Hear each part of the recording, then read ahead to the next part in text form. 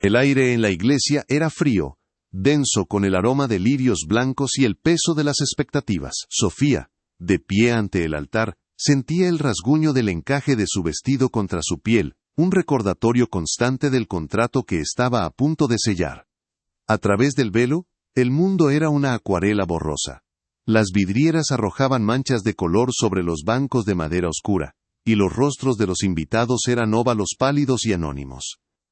A su lado, la figura del novio era solo una silueta, un hombre cuyo nombre conocía pero cuyo rostro nunca había visto. Era un acuerdo, una solución a las deudas que ahogaban a su familia. El murmullo de los asistentes era un zumbido bajo, como el de una colmena distante, y cada segundo que pasaba estiraba el silencio hasta hacerlo casi insoportable. Ella mantenía la espalda recta, una fachada de calma que ocultaba el temblor en sus manos y la sequedad en su garganta. El poder, creía ella, residía en su juventud, en su capacidad para cumplir con su parte del trato sin hacer preguntas, intercambiando su futuro por la seguridad de los suyos. La voz suave del oficiante rompió el silencio, invitándola a levantar el velo. Por un instante, sus dedos vacilaron sobre la delicada tela. Era el último umbral antes del punto de no retorno. Con una respiración contenida, lo echó hacia atrás. La luz cruda del mediodía inundó sus ojos, y por primera vez, vio a Julián. No era la imagen de un hombre mayor y distinguido que había forjado en su mente, sino la de un anciano frágil, encorvado por el peso de más de 80 años. Su piel era un mapa de arrugas profundas, sus ojos, de un azul pálido, parecían cubiertos por una fina niebla, y una de sus manos temblorosa, se apoyaba en un bastón de madera oscura. El contraste entre su propia juventud, tensa y vibrante, y la vejez extrema que tenía delante fue un golpe físico. El aire se escapó de sus pulmones en un jadeo silencioso. En su rostro la sorpresa inicial se transformó rápidamente en una máscara de incredulidad, luego en una mueca de pura repulsión. El hombre que iba a ser su esposo parecía más cercano a la muerte que a la vida. La reacción fue instintiva, un acto de pánico puro que anuló cualquier pensamiento racional sobre su familia o sus obligaciones. Sus dedos de repente entumecidos, soltaron el ramo de rosas blancas. Cayó al suelo de mármol con un golpe sordo y definitivo, esparciendo algunos pétalos cerca de los pies de Julián. Sin pronunciar una sola palabra, sin una mirada de disculpa, Sofía se dio la vuelta. El movimiento fue tan brusco, que el velo se agitó a su alrededor como el ala de un pájaro asustado. Empezó a correr. El pasillo central se convirtió en un túnel de rostros borrosos y conmocionados. Los susurros se convirtieron en jadeos audibles. El sonido de sus tacones contra la piedra era lo único que llenaba el vacío. Un eco frenético de su huida. No miró hacia atrás. Solo sentía la necesidad abrumadora de escapar de esa iglesia, de ese altar, de la imagen de ese rostro anciano que representaba la jaula en la que estaba a punto de encerrarse voluntariamente. La humillación pública no era suya, sino del hombre que dejaba atrás. Julián permaneció inmóvil en el altar, un monumento solitario en medio del caos silencioso que Sofía había dejado a su paso. El espacio vacío a su lado parecía más grande, más frío que antes. No la siguió con la mirada. Sus ojos nublados permanecieron fijos en el lugar donde ella había estado, como si todavía pudiera ver su silueta. El ramo deshecho a sus pies era la única evidencia física del colapso del momento. El silencio que descendió sobre la iglesia ya no era reverente, sino pesado, denso de juicio y lástima. Los invitados se miraban unos a otros, sin saber cómo reaccionar ante una crueldad tan expuesta. Julián bajó lentamente la cabeza, un gesto casi imperceptible de derrota. Su mano libre, la que no sostenía el bastón, se cerró en un puño tembloroso, y por un instante, el oro de un anillo antiguo brilló bajo la luz de las vidrieras. No había ira en su rostro, solo una tristeza profunda, antigua, como si esta herida no fuera nueva, sino una que había estado esperando pacientemente durante décadas para volver a abrirse. El silencio que quedó en la iglesia era más pesado que cualquier sermón. Julián, de pie donde Sofía lo había abandonado, no se movió. Su fragilidad parecía haberse convertido en una extraña forma de fuerza, una raíz anclada en la piedra del suelo. Los invitados, una galería de estatuas conmocionadas, no sabían si susurrar o simplemente huir. El abogado de Julián, Mateo, un hombre de gestos medidos y mirada serena, se acercó a él. No dijo nada. Simplemente se paró a su lado, un pilar silencioso de apoyo. Julián bajó la vista hacia el ramo destrozado.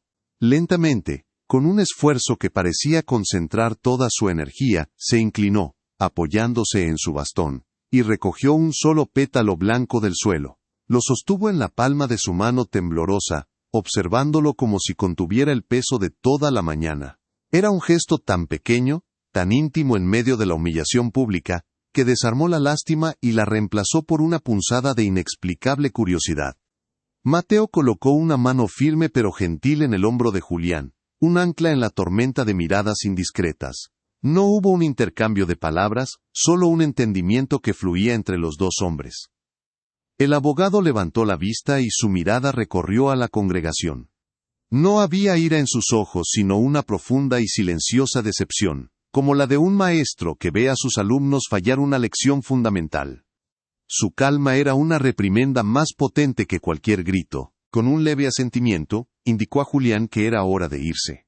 Juntos, comenzaron el largo camino de regreso por el pasillo central. La multitud se apartó instintivamente, creando un corredor de respeto forzado y vergüenza ajena.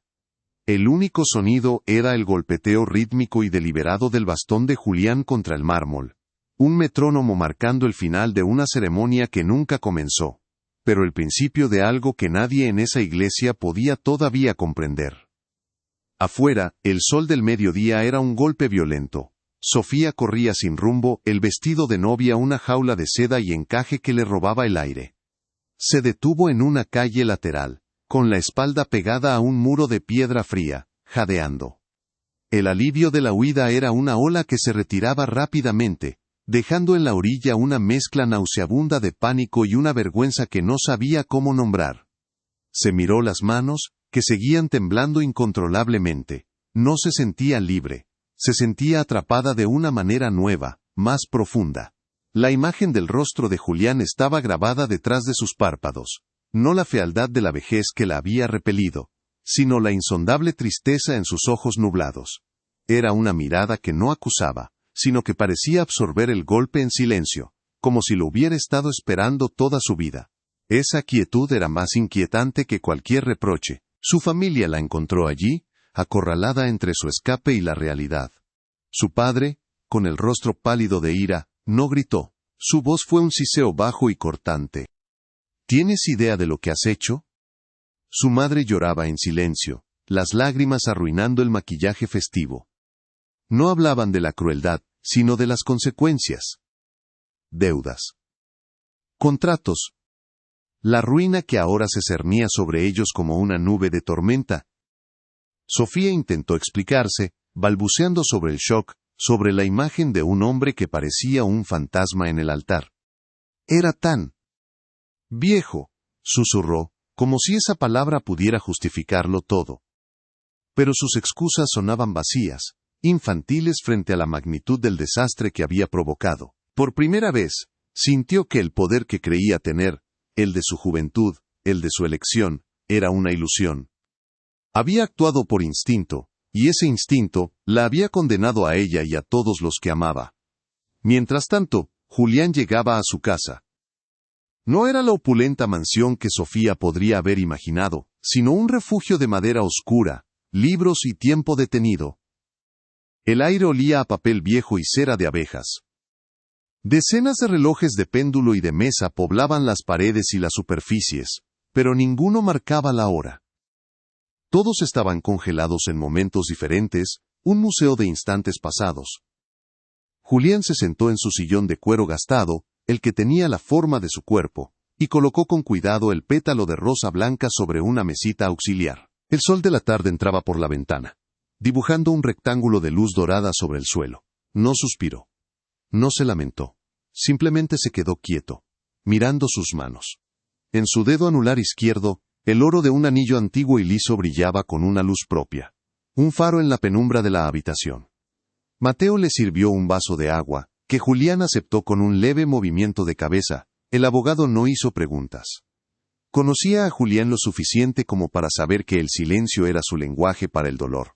En cambio, sus ojos se posaron en la repisa de la chimenea, sobre una colección de fotografías enmarcadas en plata. La mayoría eran paisajes descoloridos y retratos formales de personas de otra época, pero una destacaba, una imagen en blanco y negro de una mujer joven, de unos 20 años. Su sonrisa era radiante, y sus ojos parecían contener la misma chispa de desafío y vida que Mateo había visto, por un instante en Sofía. La fotografía no era el centro de la colección, pero era su corazón. Mateo la miró, luego miró a Julián, y las piezas de un rompecabezas que él conocía demasiado bien encajaron una vez más, con la misma tristeza de siempre. Sofía, encerrada en su habitación, finalmente se arrancó el vestido. La tela cayó al suelo como un cuerpo sin vida. Se sentía expuesta, despojada no solo de la ropa, sino de la justificación que había construido para su acto. El eco de las acusaciones de su familia rebotaba en las paredes, pero debajo de la humillación y el miedo, una pregunta insistente comenzaba a formarse. No era solo la edad de Julián lo que la había asustado, era su quietud. Su aparente aceptación del abandono. Los hombres poderosos, los hombres ricos que su padre le había descrito, no reaccionaban así. Luchaban, imponían, castigaban. Julián no había hecho nada. Simplemente había recibido el golpe. ¿Era debilidad o algo más? Una fuerza que ella no podía entender. La imagen de su mano, temblorosa pero firme al recoger el pétalo, volvió a su mente. Una pequeña grieta en la armadura de su desprecio. En su silenciosa casa, Julián finalmente rompió el silencio. Su voz, cuando habló, era frágil como el papel de arroz, pero la pregunta que formuló tenía el peso del acero. No preguntó por sí mismo. No habló de la vergüenza ni del futuro. Miró a Mateo. Y sus ojos azules, aunque nublados por la edad, eran increíblemente claros. ¿Está su familia a salvo, Mateo? La pregunta flotó en el aire quieto de la habitación, cargada de una preocupación que era completamente ilógica. Su primer pensamiento después de la humillación más pública imaginable era para la seguridad de la familia de la mujer que lo había herido. No era una pregunta sobre el contrato o el dinero, era una pregunta sobre el bienestar de ellos. En esa simple frase, Julián reveló un atisbo de su verdadero carácter. Una nobleza tan inesperada que desmanteló por completo la imagen del anciano patético que Sofía había creado. Mateo sintió una oleada de profundo respeto por el hombre que tenía delante. No era la primera vez que presenciaba la extraordinaria capacidad de Julián para la gracia bajo presión, pero cada vez lo dejaba sin aliento. Los acuerdos financieros están en suspenso, respondió con sinceridad. La situación lo complica todo. Julián lo miró y asintió lentamente, una sola vez. No hubo más instrucciones, no se necesitaron. Ese simple gesto era una orden silenciosa. Mateo entendió perfectamente. La promesa de Julián no dependía de un matrimonio. No dependía de la gratitud ni del respeto. Era incondicional. Se puso de pie, su propósito renovado. Sabía que no podía dejar que la ignorancia de Sofía fuera la última palabra de esta historia. La verdad merecía ser contada no como un arma para castigarla, sino como un puente para que ella pudiera entender. Al salir de la casa, Mateo se detuvo junto a su coche. El sol comenzaba a descender, tiñendo el cielo de tonos anaranjados y púrpuras. Abrió su maletín de cuero, y sacó una pequeña caja de madera de nogal, pulida por décadas de uso. No era una caja de anillos. La abrió con cuidado. Dentro, sobre un lecho de terciopelo descolorido, descansaba una brújula de latón antigua. La aguja ya no apuntaba al norte, sino que temblaba libremente, perdida. En la tapa interior, había una inscripción grabada a mano, casi borrada por el tiempo. Mateo la rozó con el pulgar. Luego levantó la vista, mirando hacia el horizonte, en la dirección donde vivía Sofía. Cerró la caja con un chasquido suave y definitivo. No iría a verla para amenazarla con la ruina, sino para entregarle un mapa. Un mapa hacia una historia que ella había profanado sin siquiera saber que existía. La noche cayó sobre la ciudad llevando consigo el peso de las decisiones del día. En su habitación, Sofía no podía dormir. La imagen de la huida, antes un acto de liberación, ahora se sentía como una cobardía. Se levantaba y caminaba de un lado a otro, sintiendo las paredes encogerse a su alrededor. No era solo la presión de su familia o el miedo al futuro.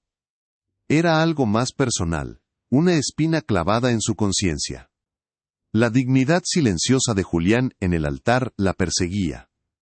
No había luchado, no había protestado, simplemente se había quedado allí, aceptando el juicio del mundo. Esa pasividad, que al principio le había parecido patética, ahora comenzaba a sentirse como una forma de poder que ella no comprendía. Un poder que no necesitaba gritar para ser escuchado. Y en el silencio de su noche, comenzó a preguntarse qué historia se escondía detrás de aquellos ojos ancianos y tristes. La puerta de su habitación se abrió sin previo aviso. Su padre entró, no con la furia de un volcán, sino con el frío de un glaciar. Sus ojos, que una vez la miraron con orgullo, ahora la medían como a una inversión fallida. No levantó la voz. Sus palabras fueron piedras, lanzadas con una precisión cruel y calculada. «Has destruido 30 años de trabajo en 30 segundos», dijo, su tono desprovisto de cualquier emoción que no fuera un desprecio gélido. Le explicó, con una calma aterradora, la cadena de consecuencias. El banco embargaría la casa, el negocio familiar se declararía en bancarrota, los nombres de todos ellos serían sinónimo de deshonra y fracaso. No era una amenaza, era un obituario. La humilló no con gritos, sino con la lógica implacable de la ruina, haciéndola sentir no como una hija que cometió un error, sino como el arquitecto deliberado de la miseria de su propia familia, un peso muerto que acababa de hundirlos a todos. Su madre fue la siguiente, entró en la habitación como una sombra, sus sollozos ahora secos, reemplazados por una fragilidad que era en sí misma una acusación. Se sentó en el borde de la cama, sin tocarla, creando una distancia insalvable entre ellas. No habló de dinero. Habló de miradas, de susurros, del teléfono que ahora sonaba con llamadas de amigos que ofrecían una lástima venenosa. La gente nos ve como monstruos, susurró, su voz rota. ¿Cómo pudiste ser tan cruel con un anciano indefenso frente a Dios y a todo el mundo? Usó la vergüenza como un arma, pintando a Sofía no solo como una irresponsable, sino como un ser desalmado, una paria moral que había manchado el honor de su linaje. Cada palabra era un clavo más en el ataúd de la autoestima de Sofía, aislándola en una prisión de culpa donde su propio instinto de supervivencia era ahora la prueba irrefutable de su maldad fundamental. Justo cuando la presión familiar alcanzaba un punto de quiebre, el timbre sonó. Un silencio tenso cayó sobre la casa. Era Mateo, el abogado de Julián. Su presencia en el umbral fue como la de un verdugo que llega a anunciar la sentencia.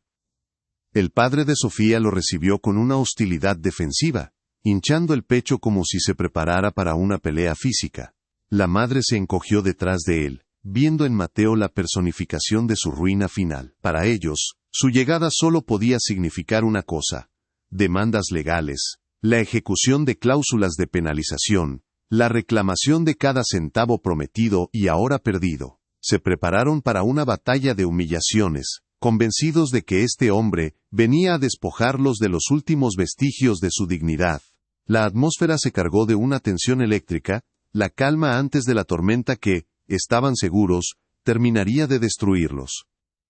«¿Qué quiere usted aquí?», espetó el padre de Sofía, bloqueando la entrada con su cuerpo. Su voz era un gruñido bajo, un intento desesperado por proyectar una autoridad que ya no poseía. Intentó tomar el control de la narrativa, pintando a su hija como la víctima de un acuerdo grotesco. «Ese hombre engañó a mi hija. Esperaba que una joven se casara con alguien que podría ser su bisabuelo. Esto es una farsa». Se giró hacia Sofía, que había aparecido en el pasillo, y le lanzó una orden cortante. «Tú no digas una palabra. Yo me encargo de esto». Al silenciarla, la despojaba de cualquier agencia, reduciéndola a una pieza de ajedrez incompetente en un juego que él estaba decidido a ganar, aunque fuera a través de la mentira y la agresión. Su arrogancia era la máscara de su pánico, un último y patético intento de afirmar su dominio en una situación que se le había escapado por completo de las manos. Mateo no se inmutó ante la agresión. Su calma era un escudo impenetrable. Ignoró por completo al padre, su mirada serena pasando por encima de él para fijarse directamente en Sofía. En sus ojos no había juicio ni amenaza, sino una gravedad silenciosa que parecía invitarla a una conversación que trascendía el caos de la habitación. Sostenía en una mano una pequeña caja de madera oscura, pulida por el tiempo, que no había mostrado al entrar. No la usaba como una amenaza, sino que la sostenía como si fuera un objeto frágil y precioso. Este simple acto de ignorar al padre y reconocer a Sofía como la única interlocutora válida, fue una inversión de poder más devastadora que cualquier grito. El padre de Sofía enrojeció de rabia, sintiendo cómo su autoridad se disolvía ante la compostura inquebrantable de aquel hombre. Sintiéndose desafiado y marginado en su propia casa, el padre de Sofía desató su golpe más bajo, dirigiéndose a Mateo pero con la intención de aniquilar a su hija. «Hable con ella si quiere», dijo con una risa amarga y despectiva, «pero le advierto que está perdiendo el tiempo. No tiene nada que ofrecer, ni palabra ni valor. Es solo una cara bonita que nos ha costado una fortuna». La frase resonó en el silencio, una declaración pública de su inutilidad, una anulación total de su identidad frente al representante del hombre que ella había humillado. Para Sofía, fue el golpe de gracia. Su familia, por la que había estado dispuesta a sacrificarse, la estaba despojando de su humanidad, presentándola como una mercancía defectuosa. Se quedó paralizada, el aire escapando de sus pulmones. La humillación final no venía de un extraño, sino del hombre que debía protegerla. Mateo esperó a que el veneno de las palabras se asentara. Luego, con un movimiento lento y deliberado, dio un paso hacia Sofía, creando una barrera invisible entre ella y su padre. Le extendió la pequeña caja de madera de nogal. Su voz, cuando habló, fue baja y clara, cortando la tensión como un cuchillo. «Esto nunca fue sobre dinero, señorita Sofía», dijo, su mirada fija en la de ella, ofreciéndole un respeto que su propia familia le había negado. «Se trata de una promesa». Con un movimiento suave de su pulgar, abrió la caja. No le dijo que mirara, pero los ojos de Sofía bajaron instintivamente. Su expresión, antes una máscara de desesperación y vergüenza, se transformó en una de absoluta e incomprensible confusión. El mundo pareció detenerse en ese instante, suspendido en la pregunta de qué contenía esa pequeña caja que podía cambiarlo todo. Dentro de la caja, sobre un lecho de terciopelo carmesí descolorido por el tiempo, no había ni una joya amenazante ni un documento legal. Solo había una fotografía en blanco y negro, pequeña y con los bordes festoneados. Mostraba el rostro de una mujer joven, de no más de 20 años, cuya sonrisa parecía a punto de estallar en una carcajada. Su cabello oscuro estaba recogido de una manera que Sofía reconoció de los viejos álbumes de su familia, y sus ojos, incluso en la imagen monocromática, brillaban con una luz desafiante y llena de vida. No era una belleza formal o distante, era una presencia vibrante, capturada en un instante de pura alegría. La imagen era tan nítida y personal, que Sofía sintió como si estuviera invadiendo un momento privado, un secreto que había estado guardado durante décadas, esperando a ser descubierto. Era un fantasma del pasado, pero se sentía increíblemente real. Sofía tomó la fotografía con dedos temblorosos. El cartón era grueso y frío al tacto. Acercó la imagen a su rostro, estudiando los rasgos de la mujer. La forma de los ojos, la curva de la sonrisa, la pequeña inclinación de la cabeza. Una ola de reconocimiento la golpeó con la fuerza de un golpe físico. El aire se le atascó en la garganta. No era solo un parecido, era un espejo a través del tiempo. La mujer de la fotografía era idéntica a ella, una versión de sí misma nacida en otra época. Era su abuela, Sofía, a quien solo había conocido como una anciana amable y silenciosa, cuya juventud era una historia que nadie se había molestado en contarle.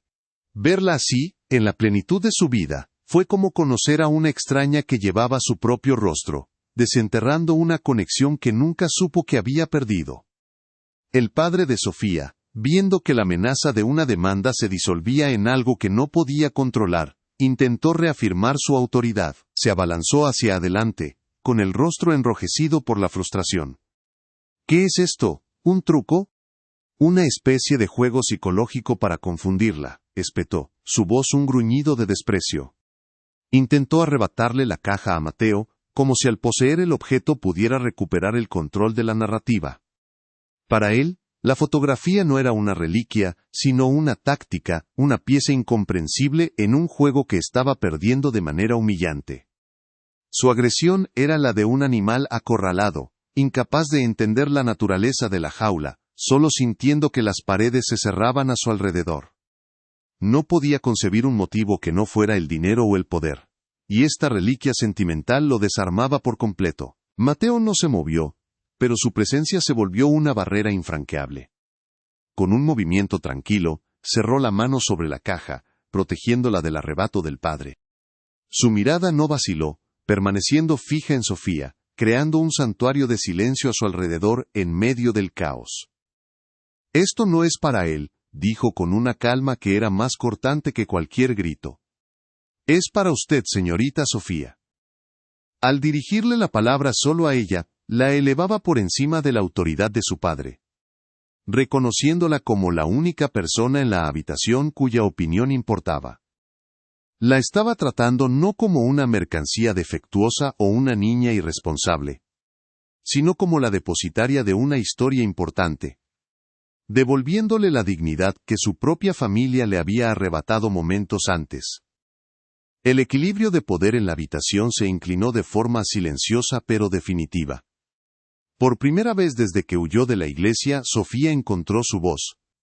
No fue un grito ni una disculpa, sino un susurro cargado de asombro y revelación.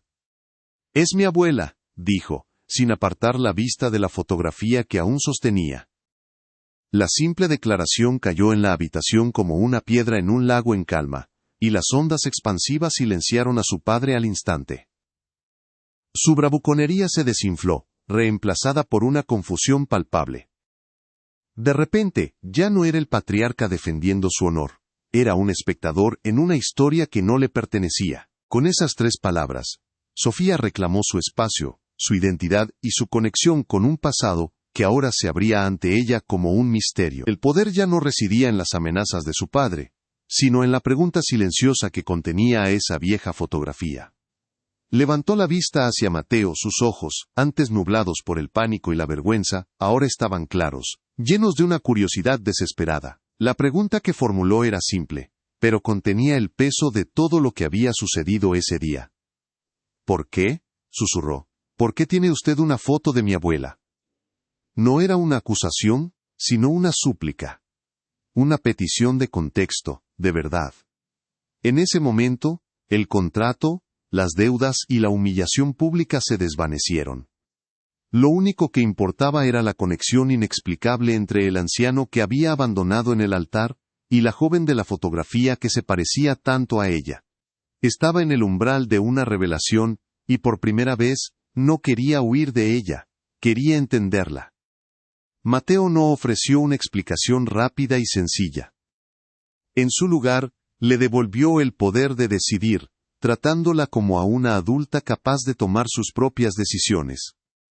«Hay historias que no pueden contarse con palabras ajenas», dijo con suavidad. «Deben ser presenciadas». Julián desea responder a su pregunta él mismo. «Si usted está dispuesta a escuchar». No era una orden ni una condición, sino una invitación. Le estaba ofreciendo una elección, la primera elección real que había tenido en meses. Podía quedarse en esa casa, prisionera de la ira de su padre y de su propia culpa, o podía seguir ese hilo de misterio y descubrir la verdad por sí misma. La decisión era suya, y solo suya, un acto de agencia que contrastaba brutalmente con la coerción que la había llevado al altar. El padre de Sofía, sintiendo que perdía a su hija ante una influencia que no podía combatir, hizo un último y desesperado intento de control. «No irás a ninguna parte con él», gritó, su voz teñida de pánico. «Es una trampa, quieren demandarnos, arruinarnos, y esta es su manera de hacerlo». No seas ingenua, Sofía. Su argumento ya no se basaba en la autoridad, sino en el miedo. Intentaba pintarle un cuadro de peligro y manipulación, proyectando sus propias ansiedades sobre ella. Pero sus palabras sonaban huecas, gastadas. Ya no era un protector, sino un carcelero asustado, y su intento de retenerla solo sirvió para resaltar la libertad que Mateo le estaba ofreciendo. Su miedo era un ruido de fondo, incapaz de competir con el silencioso llamado de la verdad. Sofía se giró lentamente para mirar a su padre. No había desafío en su mirada, ni ira, solo una tranquila y triste claridad. En ese instante, lo vio no como el gigante autoritario de su infancia, sino como un hombre pequeño, asustado y atrapado en sus propias ambiciones fallidas. Su poder sobre ella se había evaporado. Luego, se volvió hacia Mateo y con una resolución que no sabía que poseía, asintió una sola vez. «Iré», dijo, su voz firme y clara. No era una decisión impulsiva como la de la iglesia, sino una elección meditada. Estaba eligiendo la incertidumbre de la verdad sobre la certeza de la prisión familiar. Tomó la pequeña caja de madera, la sostuvo contra su pecho como un talismán, y caminó hacia la puerta, dejando atrás a sus padres, suspendidos en un silencio de asombro y derrota. El viaje en coche a la casa de Julián se desarrolló en un silencio denso y contemplativo. Mateo conducía con una calma imperturbable, sus manos firmes en el volante, mientras la ciudad pasaba como un borrón de luces de neón a través de la ventanilla. Sofía no intentó llenar el vacío con preguntas. Sostenía la caja de madera en su regazo, sintiendo el peso de la fotografía en su interior. El silencio no era incómodo ni tenso, era un espacio necesario para que ella procesara el giro sísmico que había dado su día. Era un interludio, una pausa entre el mundo que conocía, lleno de gritos y expectativas, y el mundo desconocido al que se dirigía. Cada kilómetro recorrido la alejaba más de la Sofía que había huido de la iglesia, y la acercaba a la mujer que estaba a punto de descubrir quién era realmente. La casa de Julián no era la opulenta fortaleza que había imaginado. Se encontraba en una calle tranquila y arbolada, una construcción de ladrillo y madera oscura que parecía haber crecido orgánicamente con el tiempo. Las luces encendidas en las ventanas no eran brillantes y ostentosas, sino cálidas y acogedoras, proyectando un resplandor dorado sobre el jardín bien cuidado. No había muros altos ni puertas de hierro forjado. La casa parecía abierta, vulnerable, un reflejo del hombre que vivía dentro. Al bajar del coche, Sofía sintió que el aire era más fresco, más limpio.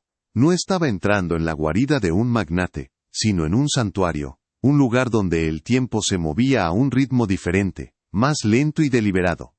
Al cruzar el umbral, un aroma a cera de abejas, papel viejo y madera pulida la envolvió.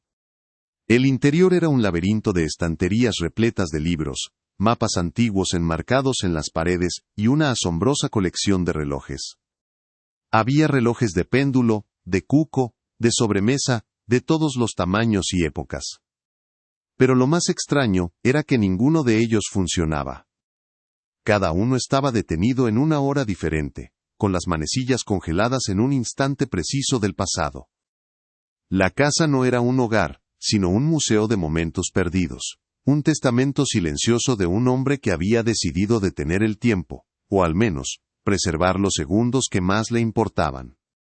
El silencio era absoluto, roto solo por el suave crujido de sus propios pasos sobre el suelo de madera. Sofía siguió a Mateo a través de un pasillo débilmente iluminado hasta el final, donde una puerta entreabierta revelaba el resplandor de un fuego. Al asomarse, su corazón dio un vuelco. La habitación era un estudio, con las paredes forradas de libros encuadernados en cuero. Julián estaba sentado en un gran sillón de orejas de espaldas a ellos, mirando las llamas danzantes en la chimenea. No se giró al oír sus pasos. Parecía completamente absorto, una figura solitaria en un mar de silencio y recuerdos. En la mesita a su lado, había un vaso de agua y un solo pétalo de rosa blanca, ahora ligeramente marchito, descansando sobre un pañuelo de lino. Era el pétalo del ramo que ella había dejado caer en el altar. Verlo allí conservado con tanto cuidado, le provocó una punzada de vergüenza tan aguda que casi la hizo retroceder. A medida que se acercaba, su mirada se desvió de la figura de Julián hacia lo que sostenía en sus manos. Era otro marco de plata, similar al que había en la repisa de la chimenea. Contenía una fotografía, también en blanco y negro, ligeramente más grande que la que ella tenía en la caja. Era la misma mujer, su abuela, con la misma sonrisa radiante. Pero esta vez no estaba sola. A su lado, con un brazo protector alrededor de sus hombros, había un joven. Llevaba una camisa sencilla arremangada hasta los codos, y su cabello oscuro estaba despeinado por el viento. Su mirada estaba fija en la de la joven, y en su rostro había una expresión de adoración tan pura y abrumadora, que resultaba casi dolorosa de contemplar. Era una imagen de amor perfecto, congelado en el tiempo. Sofía se quedó sin aliento. El joven de la fotografía era apuesto, lleno de una vitalidad y una confianza que parecían saltar del papel. Por un instante, no entendió la conexión. Luego, sus ojos se movieron de la imagen en blanco y negro al perfil del anciano sentado en el sillón. Observó la línea de la mandíbula, la forma de las cejas, la estructura ósea que la vejez no había podido borrar por completo. Y entonces lo comprendió, con una certeza que le heló la sangre y le aceleró el corazón al mismo tiempo. Reconoció al joven vibrante de la fotografía en el frágil anciano que tenía delante. Eran la misma persona, separada por más de 60 años de vida. El hombre al que había despreciado por su vejez, había sido, una vez, el protagonista de esa historia de amor perfecta. Las piezas del rompecabezas se encajaron en su mente con una velocidad vertiginosa, creando una imagen tan inesperada y profunda que la dejó tambaleándose. El nombre Sofía.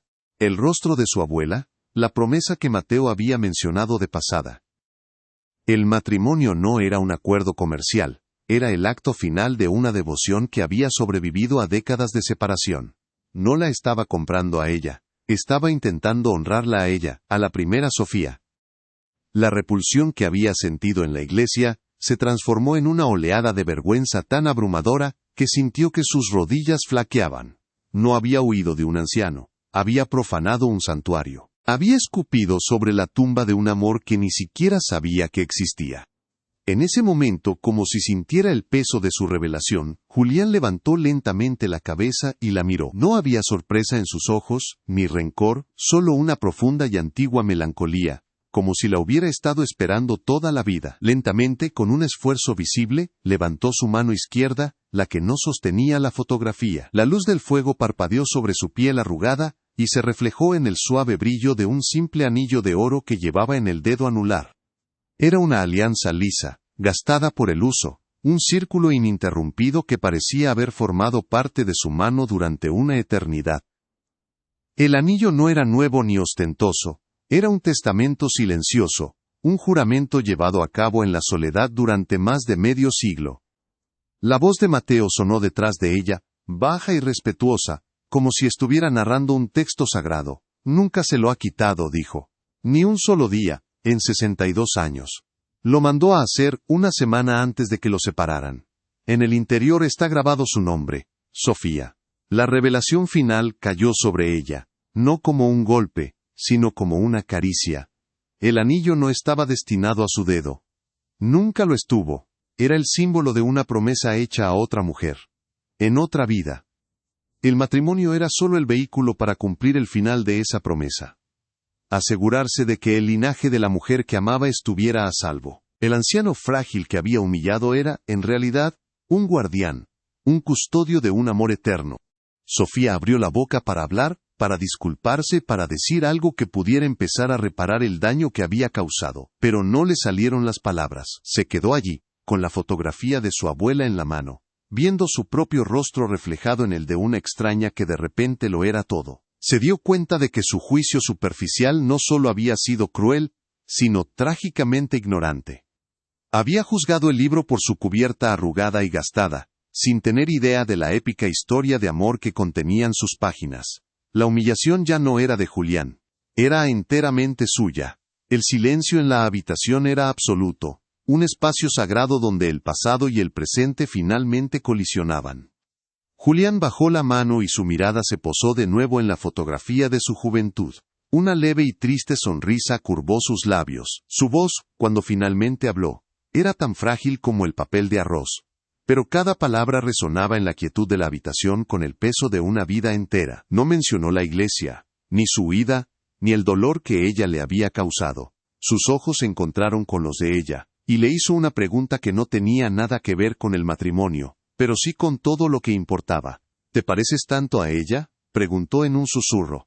Dime, ¿tienes también su valentía? La pregunta quedó suspendida en el aire, una invitación no a un contrato sino a un legado, un desafío a estar a la altura de la mujer cuyo rostro había heredado.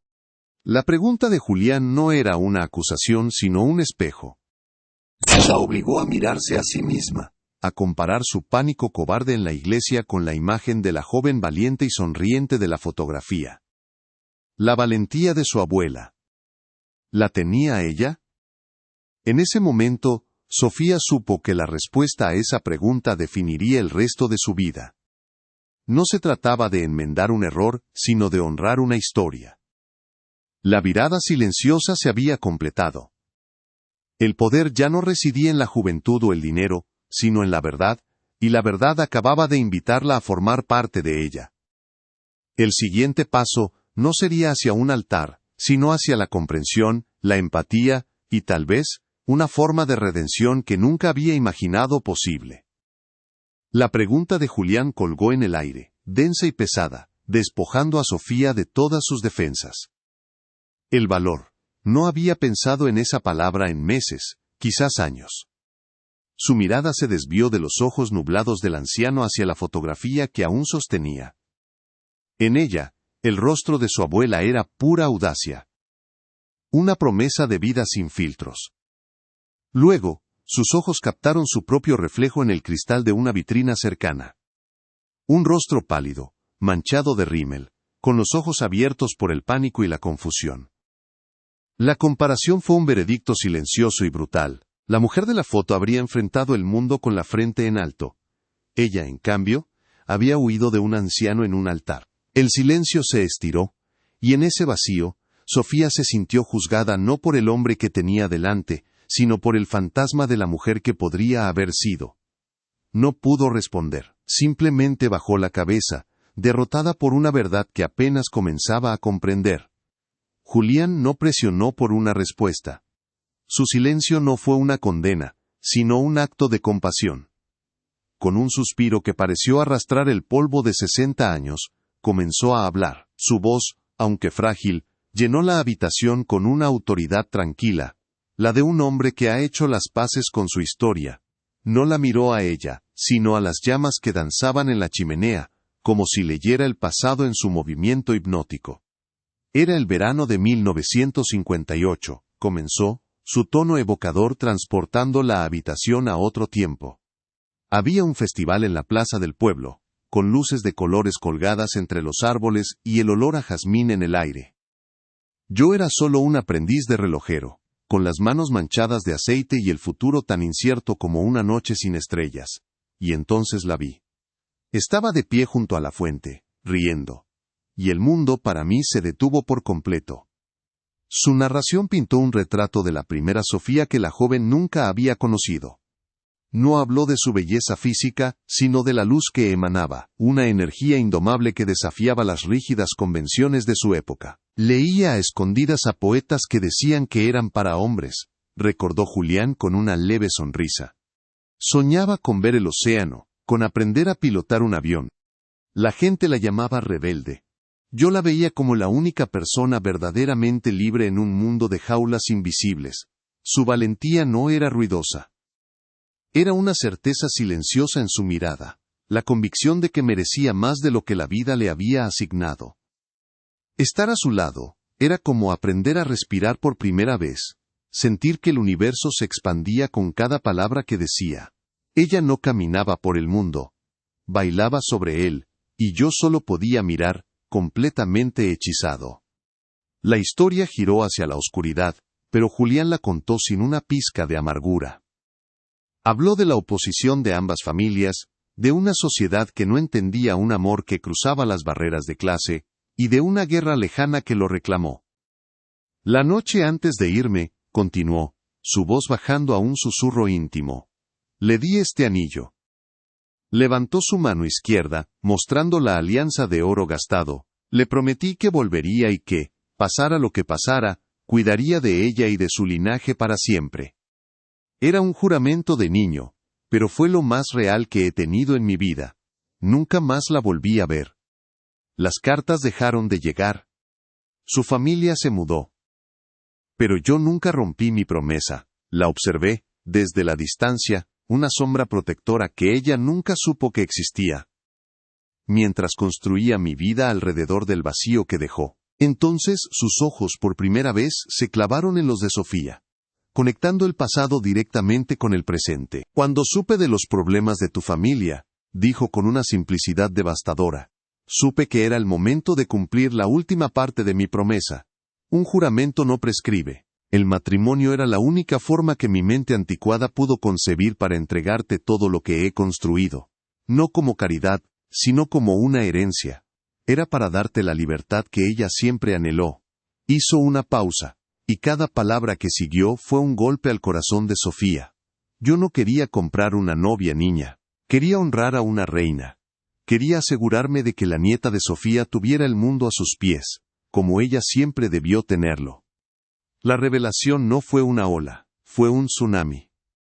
Arrasó con todo el cinismo, el miedo y el desprecio de Sofía, dejándola completamente expuesta en la orilla de una verdad monumental. Se llevó una mano a la boca para ahogar un sollozo que le desgarró la garganta.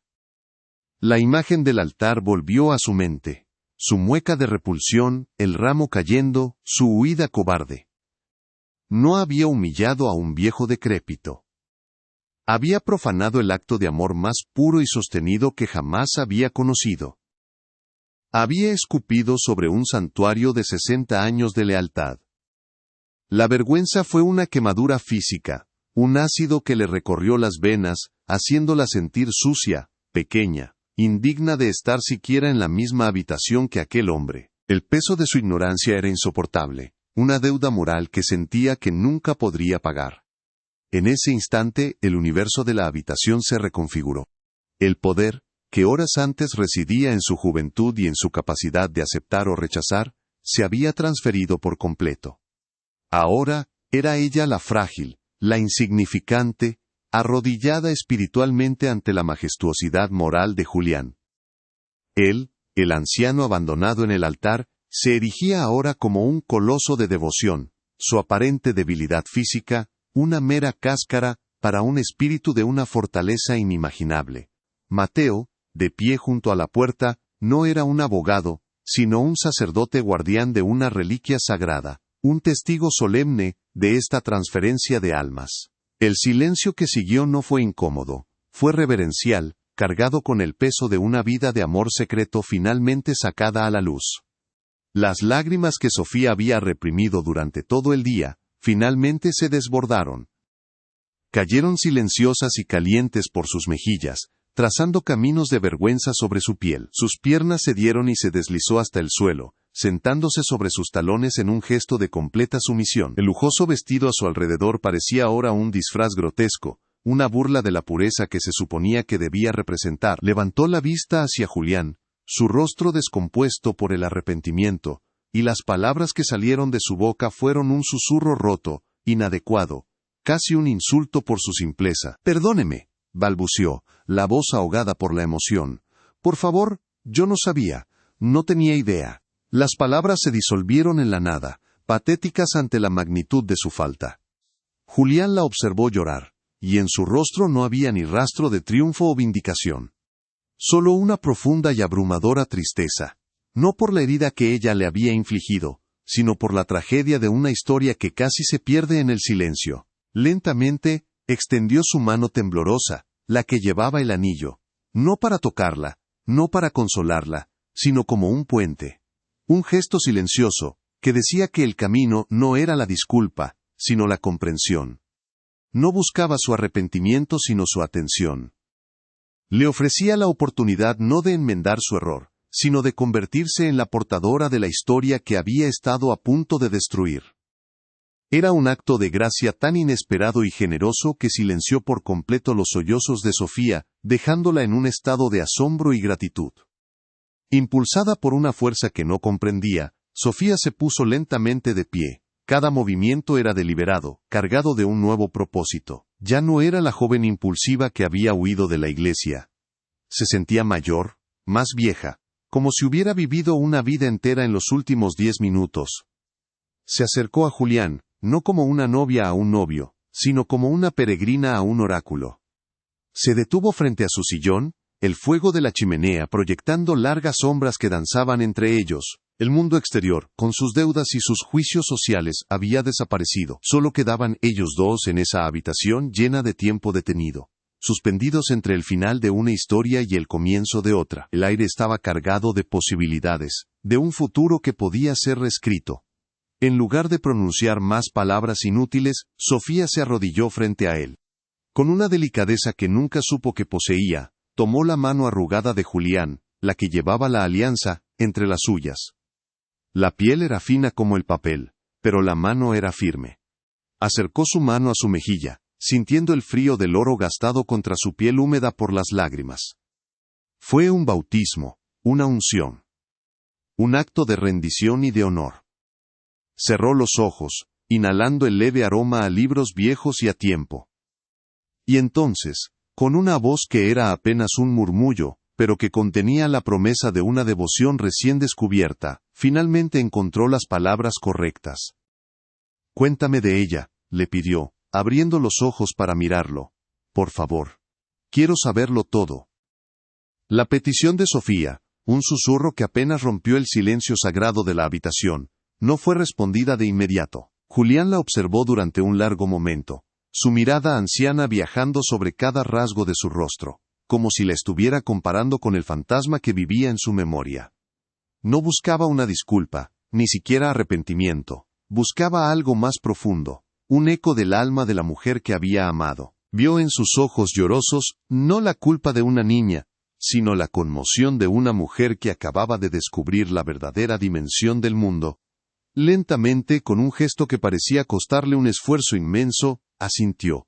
No era un perdón, sino una aceptación. Estaba abriendo la puerta a un santuario que había permanecido cerrado durante más de 60 años, invitándola a entrar no como una intrusa, sino como la heredera de su historia. El fuego crepitó y la tensión en la habitación se disolvió, reemplazada por una comunión solemne, el comienzo de una vigilia compartida. Julián no comenzó con grandes declaraciones de amor o tragedia. Empezó con algo pequeño, un detalle tan íntimo que se sentía como un secreto sagrado. Odiaba el color amarillo, dijo, su voz un murmullo nostálgico. Decía que era el color de la cobardía y las flores tristes, pero una vez, le regalé una cinta amarilla para el cabello solo para molestarla. La usó durante una semana entera, solo porque venía de mí. Tenía una pequeña cicatriz sobre la ceja izquierda, de cuando se cayó de un árbol tratando de rescatar a un gato. La llamaba su marca de guerra. Sofía escuchaba, inmóvil, absorbiendo cada palabra. La mujer de la fotografía, antes un ideal romántico, comenzaba a adquirir texturas, olores y manías. Era real. A través de las historias de Julián, su abuela renacía ante sus ojos, no como una santa, sino como una criatura vibrante, imperfecta y magnífica, y Sofía se enamoró de ella tanto como Julián lo había estado. Los días siguientes se fundieron en una sola y larga conversación. Sofía nunca regresó a casa de sus padres. Se quedó allí, en esa casa donde el tiempo se había detenido, convirtiéndose en la guardiana de los recuerdos de Julián. Dormía en un sofá del estudio, despertando a menudo en mitad de la noche, para encontrarlo despierto, mirando el fuego, perdido en algún recuerdo lejano. Le preparaba té, le leía los periódicos, y sobre todo escuchaba. La relación entre ellos se transformó por completo. Ya no eran el novio humillado y la novia fugitiva. Eran un cronista y su fuente, un alma joven aprendiendo de un alma vieja. Ella, que había huido de su fragilidad, ahora se encontraba sosteniendo su mano temblorosa, mientras él le describía el sabor exacto de los pasteles de limón que su abuela horneaba en secreto. Un acto de cuidado que era, en sí mismo, la más profunda de las disculpas. Una tarde, Mateo llegó sin anunciarse. Encontró la puerta principal entreabierta y entró en silencio. La escena que presenció en el estudio lo detuvo en seco. Sofía estaba sentada en el suelo, a los pies de Julián, mostrándole en su teléfono móvil cómo funcionaba un mapa satelital, enseñándole el océano que su abuela siempre había soñado con ver. Julián la miraba con una ternura que trascendía el amor romántico. Era la mirada de un creador contemplando su obra más perfecta. Había una paz en la habitación que Mateo nunca antes había sentido allí. Sin decir una palabra, dejó una pesada carpeta de cuero sobre una mesa auxiliar. Contenía los documentos finales, la transferencia incondicional de todo el patrimonio. No hacían falta firmas ni ceremonias. La verdadera herencia ya había sido entregada. Se retiró tan silenciosamente como había llegado, sabiendo que su trabajo como abogado había terminado, y su papel como testigo de un milagro apenas comenzaba. La carpeta permaneció sobre la mesa, acumulando una fina capa de polvo. Sofía ni siquiera la abrió. Su atención estaba centrada en Julián, cuya vitalidad parecía disminuir con cada historia que contaba, como si estuviera transfiriéndole su propia fuerza vital a través de las palabras. Su voz se volvió más débil, sus recuerdos más fragmentados. Temiendo que esos tesoros se perdieran para siempre, Sofía comenzó a grabar sus conversaciones. Sostenía su teléfono como si fuera una reliquia, capturando el frágil hilo de su voz, mientras describía bailes bajo las estrellas y promesas susurradas en portales oscuros.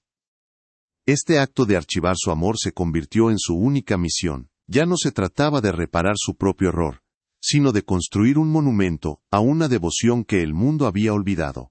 Estaba tejiendo un puente entre el pasado y el futuro, asegurándose de que la historia de Julián y Sofía no muriera con él. Una noche, mientras una tormenta azotaba el exterior, Julián se quedó en silencio durante mucho tiempo. El único sonido era el golpeteo de la lluvia contra los cristales. Sofía esperó, pensando que se había quedado dormido. Pero entonces él se giró y la miró con una lucidez que la sobresaltó. Sus ojos azules, por un momento, perdieron su neblina. «¿Y tú, Sofía?», preguntó, su voz sorprendentemente firme. «¿Qué harás cuando yo ya no esté aquí? ¿Qué harás con toda esta libertad que ella nunca tuvo?». La pregunta no era una prueba, sino un traspaso. Era el reconocimiento explícito de que el poder que le estaba entregando no era solo dinero, sino una responsabilidad. La estaba nombrando no solo heredera de su fortuna, sino también de los sueños incumplidos de su abuela. La estaba desafiando a vivir la vida que la primera Sofía solo había podido imaginar, a ser valiente por las dos. Sofía no tuvo que pensar la respuesta. Surgió de un lugar profundo dentro de ella. Una certeza que había crecido en el silencio de esa casa. Miró a su alrededor, a los relojes detenidos, a las fotografías que eran fantasmas de momentos felices, y supo exactamente cuál era su propósito. «Voy a hacer que el tiempo avance de nuevo», respondió con una calma que nunca antes había poseído. «Voy a contar su historia, tu historia. Me aseguraré de que el mundo sepa que un amor como el vuestro existió. La libertad que me das no será solo mía. Será para que su memoria vuele tan alto como ella siempre quiso». Su promesa no era sobre riqueza, ni sobre salvar a su familia. Era sobre el legado. Se había convertido, sin darse cuenta, en la guardiana de su amor eterno. Y en esa misión, encontró su propia redención, y un propósito mucho más grande que ella misma. Al día siguiente, mientras exploraba un rincón polvoriento del antiguo taller de relojería de Julián, encontró una pieza que le robó el aliento. Era un pequeño reloj de sobremesa, intrincadamente tallado en madera de cerezo, con las manecillas de latón congeladas a las 3:10. Una placa descolorida en la base decía, «Mi primera pieza, para ese». Era el primer regalo que le había hecho a su abuela, devuelto por la familia de ella cuando los separaron. Estaba roto, el mecanismo interno atascado por décadas de abandono. Con una determinación feroz, Sofía lo llevó al estudio. Buscó herramientas, libros de relojería, y con una paciencia que no sabía que tenía, comenzó el delicado proceso de limpiarlo y repararlo. Era un acto simbólico, una forma tangible de intentar arreglar el tiempo roto, de enmendar el pasado con sus propias manos. Julián la observaba desde su sillón, sus ojos siguiendo cada uno de sus movimientos concentrados. La veía morderse el labio inferior con frustración. La veía suspirar con alivio cuando una pequeña pieza encajaba en su lugar. Veía en ella la misma tenacidad, la misma negativa a rendirse que había amado en la primera Sofía. Cuando, después de horas de trabajo, Sofía logró que el diminuto péndulo oscilara una sola vez. Una lágrima solitaria rodó por la mejilla arrugada de Julián. No fue una lágrima de tristeza, sino de una paz abrumadora. Extendió su mano y la posó suavemente sobre las de ella, que aún descansaban sobre el reloj. Ella estaría tan orgullosa de ti, susurró, su voz quebrada por la emoción. En ese instante, todo el dolor, toda la humillación del altar se disolvió. No era un perdón concedido. Era un círculo que se cerraba, una bendición que unía a tres almas a través del tiempo. Su salud se deterioró rápidamente después de eso, como si, al cerrar ese círculo, su espíritu finalmente se sintiera libre para partir. En su última tarde lúcida, le entregó a Sofía una pequeña caja de madera que ella no había visto antes. Dentro, sobre un trozo de seda, había una carta doblada, el papel amarillento y frágil. Nunca pude enviársela, dijo Julián, su respiración apenas un soplo. Léemela, por favor. Quiero escucharla una última vez, con tu voz. Sofía desdobló la carta con manos temblorosas. Era su última despedida a la primera Sofía, escrita hacía más de 60 años. Con la voz entrecortada por las lágrimas, comenzó a leer las palabras de un joven enamorado que prometía un amor eterno, que juraba que ni el tiempo ni la muerte podrían separarlos, que su alma siempre la encontraría. Mientras leía la última línea, tuyo para siempre, Julián, la habitación se llenó de un silencio profundo y absoluto. La lluvia había cesado. La mano de Julián, que ella había estado sosteniendo, se relajó en la suya. Su respiración se había detenido. No había muerto solo en una casa llena de relojes parados y recuerdos silenciosos. Murió escuchando su propia promesa de amor eterno, leída por la voz de la nieta de su amada, una Sofía que había llegado para cumplir ese juramento en su nombre. La redención no había sido solo de ella, había sido de ambos. Al darle un final pacífico a su historia, Sofía había encontrado el comienzo de la suya, una vida que ahora estaba dedicada no a escapar de las obligaciones, sino a honrar el más sagrado de los legados. La herida de la injusticia había sido finalmente curada, no por la venganza, sino por la compasión. El funeral de Julián no se celebró en una iglesia fría, sino en el jardín trasero de su casa, bajo la sombra de un roble antiguo. Sofía no vistió de luto, llevaba un vestido de lino de color marfil, sencillo y digno, que ondeaba suavemente con la brisa. No era la viuda de un contrato fallido, sino la guardiana de una leyenda. Recibió a los pocos asistentes, amigos de toda la vida de Julián y antiguos aprendices, con una serenidad que desarmaba la lástima. Cuando su padre intentó acercarse, con una expresión de arrepentimiento torpe, ella simplemente asintió, una barrera invisible de gracia entre ellos. No había perdón ni rencor, solo una distancia insalvable. El poder ya no residía en su apellido ni en su dinero, sino en ella, en la quietud de una mujer que había heredado no una fortuna, sino un propósito. El aire olía a tierra húmeda y a las últimas rosas del verano, y el silencio era de respeto, no de dolor. Los días posteriores, la casa de Julián comenzó a despertar de su largo letargo. Sofía, moviéndose con una deliberación casi ritual, recorrió cada habitación. Con un paño suave y aceite de relojero, limpió y puso en marcha cada uno de los relojes detenidos. El primer tic-tac fue un sonido solitario y vacilante en el silencio. Luego, un segundo se unió, y un tercero, hasta que la casa se llenó de un coro suave y rítmico. No era el sonido caótico del tiempo descontrolado, sino la armonía de cientos de corazones mecánicos latiendo al unísono. Ya no era un mausoleo de instantes congelados, sino un organismo vivo que respiraba de nuevo. Con cada péndulo que se balanceaba, Sofía sentía que estaba cumpliendo su promesa, liberando los recuerdos del estancamiento y permitiéndoles fluir hacia el futuro. El sol, entrando por las ventanas recién limpiadas, iluminaba las partículas de polvo que danzaban en el aire, como si el tiempo mismo se hubiera puesto en movimiento. Unas semanas más tarde, un edificio de ladrillo en el antiguo barrio de los artesanos cobró nueva vida. Un letrero de bronce pulido fue instalado sobre la puerta principal. Fundación El Tiempo de Sofía y Julián. Sofía no era una directora distante que firmaba cheques. Estaba allí, con las mangas arremangadas, ayudando a organizar las herramientas en los nuevos talleres. Usó la fortuna no para saldar las deudas de su familia ni para comprar lujos, sino para crear un santuario. Un lugar donde jóvenes relojeros, joyeros y artesanos sin recursos pudieran aprender un oficio, donde el talento y la paciencia fueran la única moneda de cambio. Habló con los primeros becarios, escuchando sus sueños, y en sus ojos vio el mismo fuego que Julián le había descrito en su abuela. La herencia se había transformado de un activo financiero a un motor de creación, un legado vivo que honraba la habilidad de él y la valentía de ella. En el vestíbulo de la fundación, en el centro exacto de la sala, se erigía una vitrina de cristal iluminada desde dentro. No contenía trofeos ni premios ostentosos. Dentro, sobre un cojín de terciopelo azul noche, descansaban 3 objetos. A la izquierda, la fotografía en blanco y negro de los jóvenes amantes, su alegría congelada para siempre.